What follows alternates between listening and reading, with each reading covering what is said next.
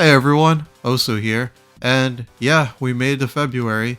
Sorry for the small absence of videos, I just took a small break from content creating, and I gotta say, it made January feel incredibly longer than it should have been. So, it feels good to go back to something I really enjoy. Anyways, you know who I am, and because of that, you're probably here to check out the Bionicle content on this channel. And this being the first video of the year, I wanted to return to form and show you guys the BIONICLE Bootleg I got from around December of last year, so stick around for that. I also want to take the time to thank you all for helping me get to 6,000 subscribers. If you guys remember the last video I made, I pretty much wrote off the chance of reaching 6k before year's end. However, I was wrong, and you guys pulled through before New Year's, so thank you again for all your support to the channel. And now, onto the topic of today's video. I have a sort of love-hate relationship with a lot of Bionicle sets, and those mainly being the villain sets. The series had given us so many villain canister sets, but it seemed throughout the years the villains kept getting smaller compared to the heroes. I can excuse that for, say, the Borok, since they are technically just supposed to purge the island of Motunui and not really fight. And I guess the Vaki as well, since they mainly are used to enforce law among the diminutive-sized Matoran. But come the Paraka and the Anika, and you start to see a slight size difference. Granted, the Paraka do fight the Nuva at first, and if you had a Nuva set and a Paraka set to compare the size difference, it's a pretty big difference. And that's super cool, but when standing next to the Anika, it just makes the Paraka seem a little less imposing and a little less of a threat. But to be fair, there is a lore reason for why the Toa and Nika are bigger, as they are the strongest Toa in lore. But come the next years, and now you have Toa taller than supposed warlords and Makuta. It just doesn't seem right to me, and that always irked me. Plus, G2 didn't make this any better. Characters like the Lord of Skull Spiders, for example, when you compare him to, say, the 6 Toa, just seemed like overkill on the hero side.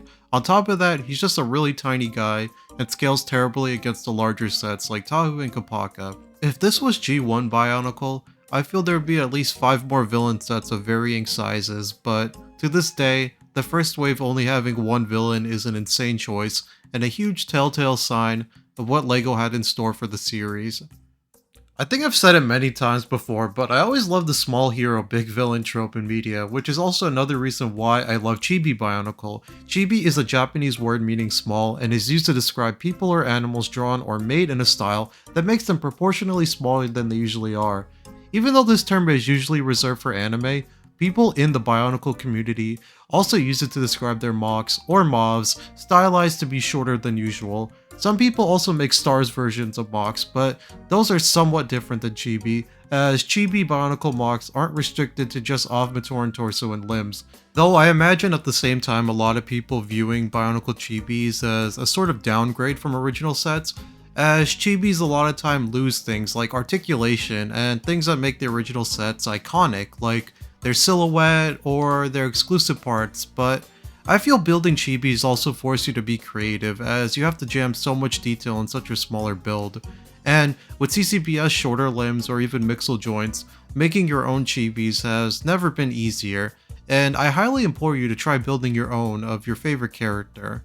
Until only somewhat recently, with the Tahu Giftwood purchase, has LEGO opted to use mixel joints in Bionicle, and even then people contested it because it was system and not Technic based. Even if it did have a few Technic parts sparingly used throughout the build, the reality is, if LEGO were to bring back Bionicle, it would most likely be system and it would use SCCBS, otherwise known as System Character and Creature Building System. The parts for this framework were used, for example, in smaller Ninjago sets and those $15 mechs LEGO would make for Star Wars, Marvel, and DC. Even though this would be the most financially beneficial way to make Generation 3 of Bionicle, it pales in the comparison to what one small company by the name of Toy Toy delivers. These Bionicle bootlegs they created are probably something you thought of but never knew existed. My interest in these started back in 2023 when a Bionicle content creator by the name of the Idea Studio released a YouTube short featuring 2 Hero Factory bootleg sets he had gotten from Spain, and ever since then I've been on a sort of lazy search for them, as I'll go 2 or 3 months without thinking about them, remember, spend a week looking, and then give up. Rinse and repeat. Well, it actually didn't take long to find them in stock, but the only problem is the websites either didn't have clear shipping to America, or I needed a license to buy them via wholesale, which is annoying because that means you'd probably need a license and a physical store to actually purchase these bootleg Bionicle sets.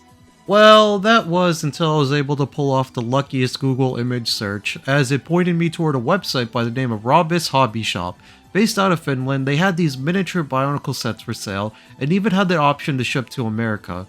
Though I'm not gonna lie, the $50 for shipping felt excessive, so to get my money's worth I bought 12 and I'm gonna put 6 of them for sale on my eBay store. This way you guys can own your own without having to pay $50 for shipping or deal with international shipping.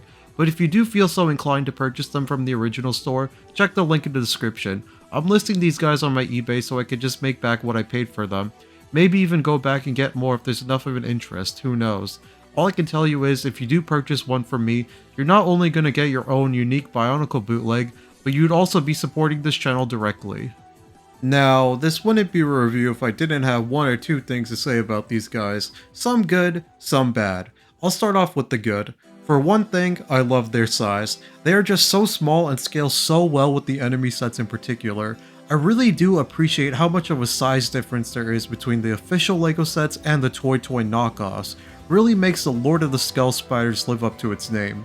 On top of that, even the small ones included with the canisters have become these like giant enemy spiders. Granted, not bigger than the Toa, but a lot more menacing now than just the weird facehuggers they were advertised as in the story.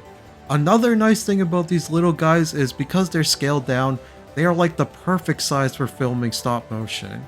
These guys scale super well with system LEGO, and you could use backgrounds and sets that would otherwise be used for regular minifigure animations and repurpose them for Bionicle. Their feet can't clutch onto LEGO stud, but you could use the tried and true method of a smooth surface and sticky clay, if you want to make your animation a little more professional. These sets are just so unique, and the fact that there aren't more readily available in the United States is kind of insane to me, seeing how there's still so many Bionicle fans out here who would absolutely love to go to some 99-cent store and buy one of these guys. At least none of the stores around me have these in stock, sadly. You know, even though these sets got a lot going for them, there are some small problems with them. For one thing, they are pretty loose in their joints. Basically, there being no friction at all. They aren't as bad as those AliExpress Hero Factory bootlegs I reviewed, but they are pretty bad still. I somewhat fixed this with a pretty simple trick. You can actually use Sharpie to improve their joint frictions by applying a single coat of it around the ball joint. The joints now can actually stay in place and the characters can actually stand up. You guys could also use clear nail polish, but seeing how most of the people watching this channel are guys, you really want to go out and buy nail polish or borrow some from your girlfriend or your mom, maybe your wife, because I don't know, some of you guys are married. I mean, everyone has Sharpie, so why not just use that? Another problem is the armor studs can also be loose, but this problem can be fixed with clay if you choose to. I just keep it this way because it's not really a huge problem to me. If you apply enough force, they'll stay in place for a while, but eventually they will fall out. I think the final problem I have with these sets is I'm so scared that one of these joints will break while moving it. It's not really a problem if you don't Sharpie the joints, but if you plan on animating or posing them a bunch, this could be a concern, so just be careful. Take it slowly and try and use both hands to keep the set steady while you fix the position of the joints. Unfortunately, because the joints are exclusive to this particular bootleg, you can't just swap out the pieces with parts from your collection. And you know, you might be thinking, oh, I could just 3D print a new joint, or even just 3D print a miniature Bionicle set of my own. And I mean, yeah, you could. The thing is though, one of them pieces is gonna snap on you, guaranteed. Which is another reason why these are so great. Plastic injected parts are just so much more stable than filament or resin printed objects. I really think it's about time some companies started to sell at-home plastic injected molding machines. Like, they could probably make even more money if they sold the molds themselves. Someone out there who wants to make like $1 billion, you can have that idea for free. You're welcome. I really have nothing more to say, just wanted to talk about how awesome these things are, and at least get the message out there that compromise is possible. No, if Bionicle returns, it doesn't have to be a system theme, nor could it possibly be one-to-one with the original sets either. I remember when Christian Faber said one of the reasons for Bionicle's cancellation was the size and amount of plastic that made up the ball and socket sets. Well, we quite literally have a proof of concept right here. smaller sockets and smaller joints that still look like a Bionicle. It doesn't even have to be Mixel sized, they could be bigger, which means they could, with the right quality of life and rigorous testing, be made to hold more weight. I think what made Bionicle so great, especially with G1, was it was LEGO's best testing ground and did great when it innovated. Then G2 comes around, uses a 5-year-old building system, and nothing really new. Then, to no one's surprise, it flopped. LEGO, or at this point a company that is willing to experiment like Mattel Brick Shop or even Go Brick, needs to jump on this.